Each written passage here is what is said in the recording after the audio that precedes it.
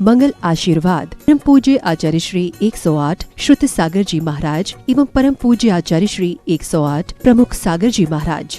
प्रेरणा स्त्रोत परम पूज्य मुनि श्री 108 प्रणम्य सागर जी महाराज एवं परम पूज्य पाठशाला प्रणेता मुनि श्री 108 हनुमान सागर जी महाराज। प्रायोजक ज्ञान दानम गुरुकुल।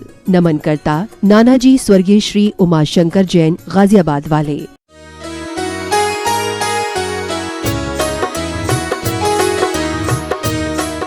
इस नगर का अधिपति राजा भीष्म था। ये वो वाला भीष्म नहीं है। अब देखिए कौन सा होता है। इस नगर का अधिपति राजा कौन था? भीष्म, जो सर्वमान्य विख्यात परोपकारी तथा ऐश्वर्यशाली था। कैसा था? बहुत जैसे राजा कृष्ण की तरह से ऐश्वर्यशाली है, परोपकारी है, बहुत सारे उनके अंदर गुण है राजा के अंदर। उसकी रानी श्रीमती, उनकी नारी का क्या नाम था? श्रीमती, अनुपम रूपवती एवं सद आचरणशाली थी।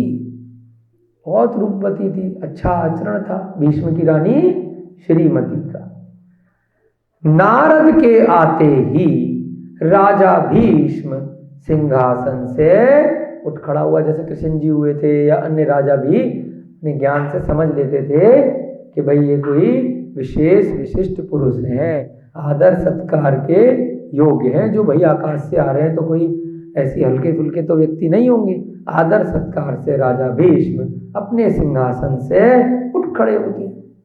उसने भक्ति पूर्वक नमस्कार कर उन्हें अपने राज सिंहासन पर विराजमान किया कि आप आइए और इस सिंहासन पर विराजमान होइए, आप हमसे भी श्रेष्ठ हैं। और स्वयं क्या हुआ? अन्य सिंहासन पर बैठ गया।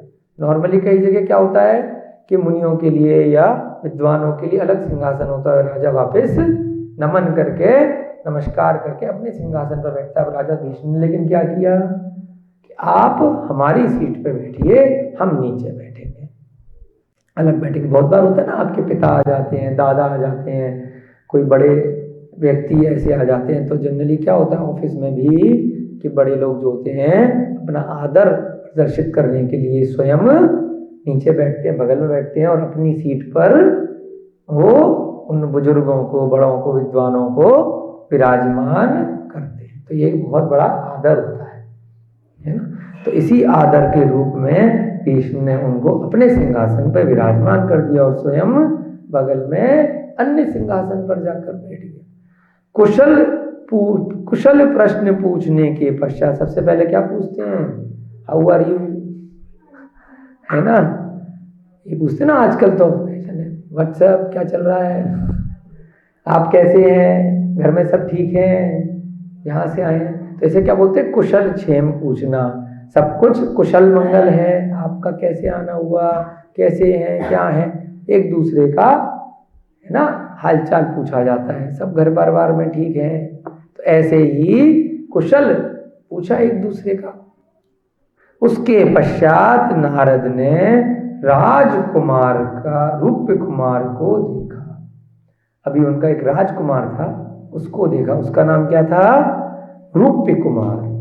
उसकी सुंदरता देखकर उन्होंने विचारा कि इस राजकुमारी की भगिनी अवश्य ही परम सुंदरी होगी। जब इतना सुंदर राजकुमार है तो इसकी जो बहन होगी पक्का उसको बुलवाते हैं, वो भी बहुत सुंदर निकलेगी। इतना रूप सौंदर्य वाला राजकुमार है रूप्य कुमार।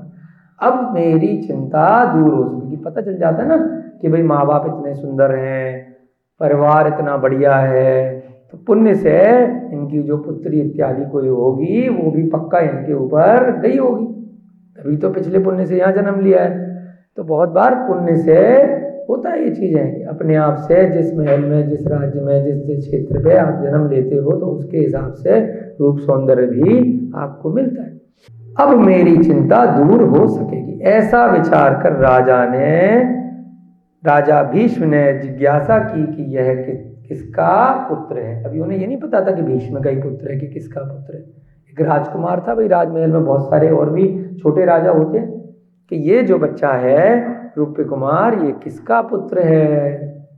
उत्तर में भीष्म ने कहा कि हे मुनिराज, ये तो आशीर्वाद से, आपके आशीर्वाद से मेरा ही पुत्र है ना। पहले कंफर्म कर लिया ना उन्होंने, उनको अवधि ज्ञान इत्यादि नहीं है नारद मुनि को, रिद्धियां हैं आकाश मार्ग इत्यादि की, है ना। कई नेमनाथ इत्यादि होते तो उनको तो पहले से पता होता कि भाई कौन है, क्या है, कहाँ से आया है, लेकिन उनको पूछना पड़ता है। अगर इनको भी अवधि होता तो पहले से पता होता ना कि कहाँ जाना है मुझे, कहाँ, सारे संसार के जीव पहले देख लेते कितने सुंदर है, क्या भी ढूंढना पड़ रहा है। ठीक है, तो अब पूछा उन्होंने कि भाई किसका पुत्र है, और बड़ा खुशी का ठिकाना रह गया। जैसे भीष्म ने कहा कि महाराज आपके आशीर्वाद से ये तो हमारा ही पुत्र है। तब नारद जी ने पूछा कि इसकी जो माता है उसकी कितनी संतानें हैं। होता है ना, कोई भाई बहुत सुंदर लगा तो अगर इसकी बहन निकलेगी तो बहुत सुंदर होगी। अब पहले पूछ लो भाई इसकी माता की कितनी संतानें हैं। राजा ने उत्तर दिया, एक पुत्र एवं एक पुत्री। अब तो लॉटरी लग गई, पक्का सुंदर निकलेगी। नारद जी ने कहा कि हे राजन, अवश्य ही तुम भाग्यशाली हो, पर यह तो बतलाओ कि तुम्हारी कन्या विवाहिता है या अविवाहिता। अभी तो ये तो बताया नहीं कि भाई मैरिड है कि अनमैरिड है, ये भी तो पूछ लो। विवाहित स्त्री थोड़ी लेके जाएंगे श्री कृष्ण जी के लिए, है ना, कि विवाहित है या अविवाहित, ये भी तो बताइए। राजा ने कहा अभी तो अविवाहिता है। अब तो मजा आ गया, अभी तो अनमैरिड ही है। किंतु वेदी नरेश शिशुपाल की वाग्दत्ता हो चुकी है। अब फंस गए, यानी बात तय कर ली है। हमारे कोई मित्र हैं, है ना, वेदी नरेश, उनकी शिशुपाल की वाग्दत्ता, यानी कि बातचीत हो जाती थी ना राजाओं में कि भाई तेरी पुत्री होगी, मेरा पुत्र होगा, तो आपस में वाग्दत्ता यानी जबान दे रखी है ना। सब चीजें थोड़ी ना लॉटरी लग जाएंगी कि एकदम से फटाफट अरे भाई साहब लाके बैठा दी, नहीं, जबान दे दिए भाई, है ना। अब जो बड़े बड़े राजा होते थे, प्राण जाए पर वचन न जाए, कोई बात नहीं। यह सुनकर नारद को जो अपार प्रसन्नता का अनुभव हुआ वह अपूर्व था। अभी उन्होंने कहा ठीक है, अभी तो खाली जवानी दी है, हम देखते हैं, है ना, कोई दिक्कत नहीं है। इसलिए फिर भी बहुत प्रसन्न हुए। अभी तो स्त्री को देखा ही नहीं है, उसके पहले ही अब क्या करा, उनसे सेटिंग बिठानी शुरू करी कि इनसे दोस्ती करते हैं, है ना। जैसे दोस्ती हो जाएगी तो फिर हमारी बात को मानेंगे। तो फिर क्या करते हैं, जब अपार प्रसन्नता हुई, वह अपूर्व थी जो पहले कभी नहीं हुई थी। इतने प्रसन्न हुए नारद जी। कुछ देर तक दोनों में वार्तालाप होता रहा। अब बातचीत तो करेंगे ना, जब भाई बेटी ब्यानी है दूसरी जगह कहीं, तो पहले थोड़ी दोस्ती बढ़ाई, बातचीत करी। उसके बाद क्या बोले, इसके उपरांत नारद उठकर खड़े हुए कि चलिए अब हम चलते हैं। और क्या कहा कि हे राजन, अब चलने से पहले मैं आपका अंतःपुर यानी कि नगर देखना चाहता हूँ। पर्पज क्या था देखने का, कि भाई उसको देखना था, कोई तो बहाना चाहिए ना, कि मैं आपका नगर एक बार देखना चाहता हूँ। तो नगर को क्या बोलते हैं, अंतःपुर, है ना, आपका पूरा जहाँ प्रजा सारे लोग रहते हैं, महल इत्यादि, मैं घूमना चाहता हूँ। राजा की स्वीकृति लेकर नारद रनिवास देखने के लिए गए। राजा का जो निवास है वो देखने के लिए चल पड़े। राजा भीष्म की एक बाल विधवा भगिनी थी। अब उनके साथ भी एक दिक्कत थी, एक बहन थी भीष्म की जो बाल विधवा हो गई थी बेचारी, उसका पति मृत्यु हो गई थी, चाहे युद्ध में हुई हो या किसी कारण से हुई। उनकी राजा भीष्म की भी एक बहन थी जो बाल विधवा थी। उस विदुषी ने बाह्य लक्षणों से नारद मुनि को पहचान लिया। अब वो बाल विधवा जो बहन थी राजा भीष्म की, विद्वान थी, स्वाध्याय इत्यादि करती थी।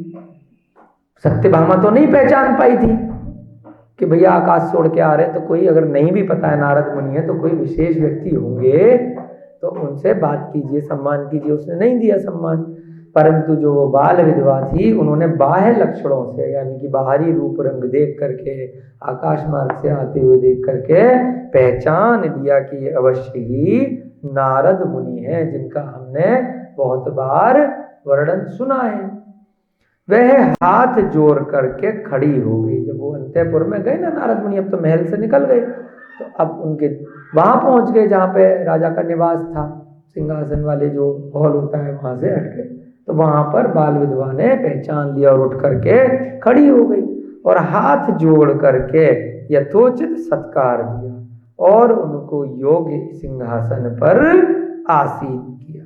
और फिर कहने लगी कि हे प्रभु, आपकी कृपा के लिए मैं कृतज्ञ हूँ कि आप मुझे आशीर्वाद दीजिए, मेरे ऊपर कृपा कीजिए, मुझे मंगल वचन बताइए। तो इस प्रकार से कोई भी सत्पुरुष आता है तो अच्छे लोग क्या होते हैं, उनसे कुछ वार्तालाप करते हैं, उनको सम्मान देते हैं। आपके आगमन से हमारा ग्रह पवित्र हो गया है। होता है ना, कोई मुनि महाराज आ जाए, कोई विद्वान आ जाए कि भैया आप हमारे घर पे पधारे, हमारा बड़ा पुण्य है, पवित्र हो गया ये महल, मेरा घर जो है आपके आगमन से। कौन कहती है? भीष्म की बहन जो बाल विधवा थी। मैं अपने को भाग्यवान समझती हूँ, तो बहुत भाग्यशाली हूँ, अन्यथा बिना भाग्य के आप जैसे महानुभावों का समागम असंभव है। जब तक पुण्य उदय ना आए, जब तक भाग्य ना आए, तब तक ऐसे महान विभूति स्वयं घर पे कैसे चल के आ जाएंगे, है ना। तो मेरा बड़ा असीम भाग्य है। इतना कहकर उसने भीष्म की रानियों से मुनि के पुण्य चरणों में नमस्कार करवाया।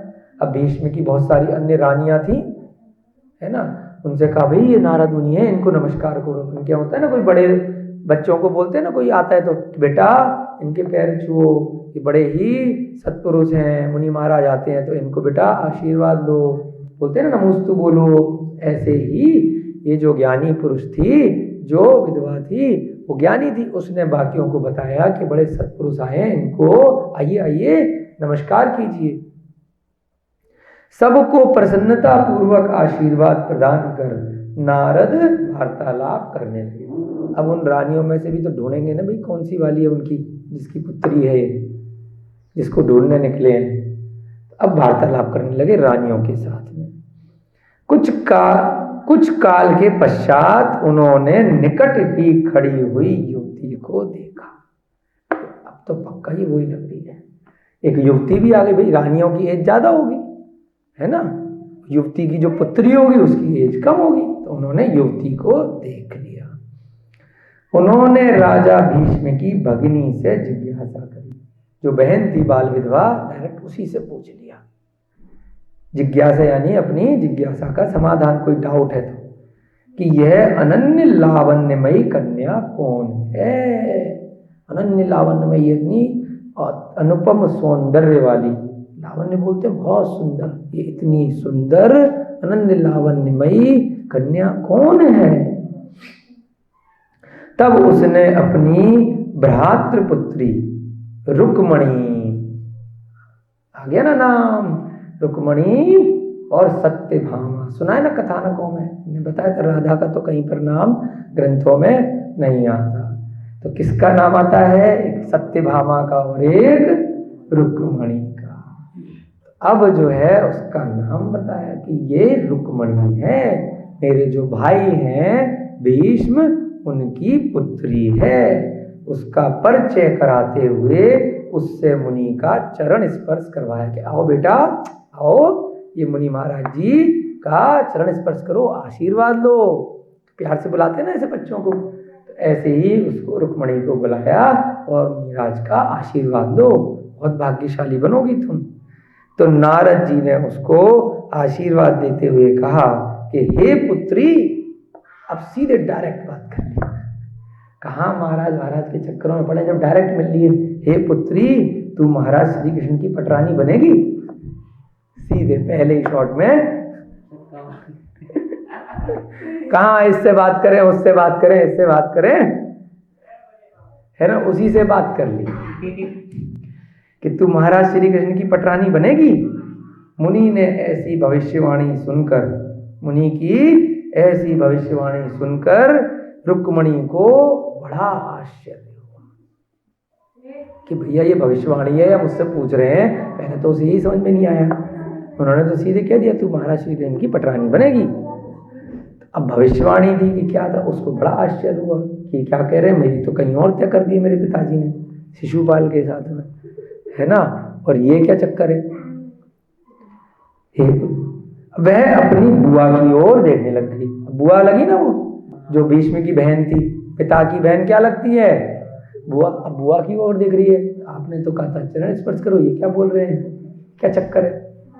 तो ये सारी चीजें क्या है, आपके माइंड में पिक्चर बननी चाहिए, जैसे ऐसे लगे कि हम टीवी पे देख रहे हैं, है ना। जरूरत नहीं है ना इतने टीवी सीरियल देखने की, जब सारी कहानियां यहीं सामने है, क्या जरूरत मूवी पे देखो, यहाँ देखो, डायरेक्ट पढ़ो ना ग्रंथ, वही आनंद आएगा जैसे टीवी पे देख के आता है, ठीक है ना, मोबाइल पे देख के आता।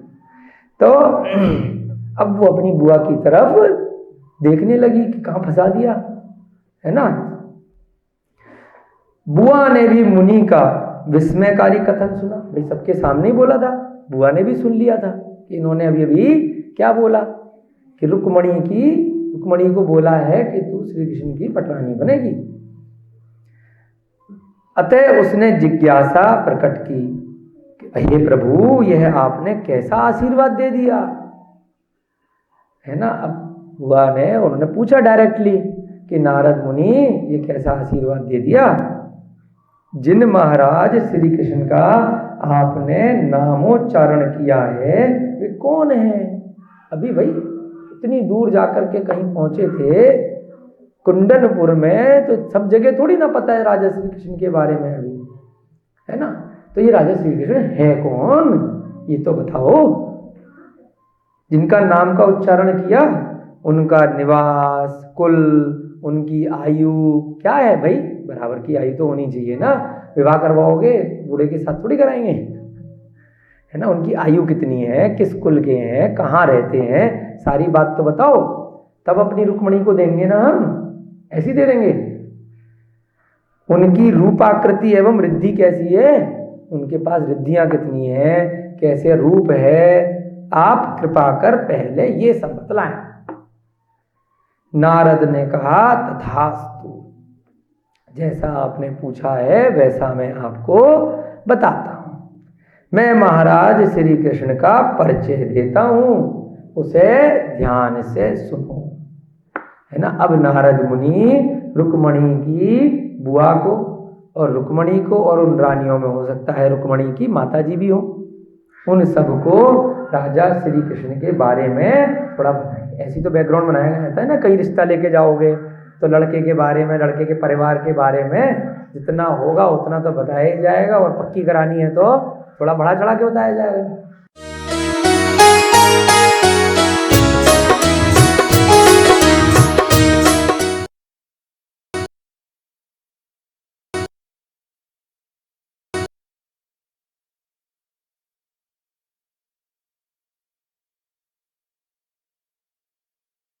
में सागर जी महाराज एवं परम पूज्य पाठशाला प्रणेता मुनिश्री 108 हनुमान सागर जी महाराज। प्रायोजक ज्ञान दानम